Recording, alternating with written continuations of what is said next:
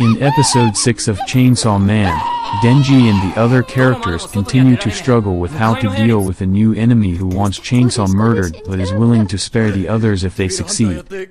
All the characters in Chainsaw Man episode 6 have to deal with the grave situation that the Eternity Devil presents.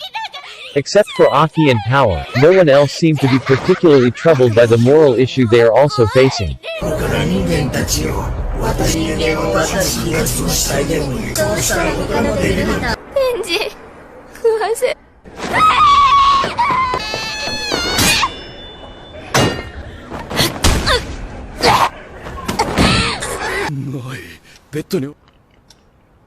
ない。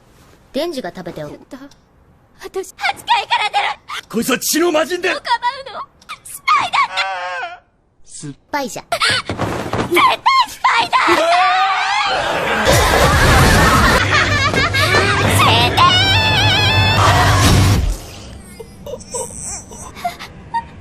天地は殺さ。難儀じゃが、人間がいなくなるから。私のせいじゃない。解決したのに。俺をかばいやが誰が作んな。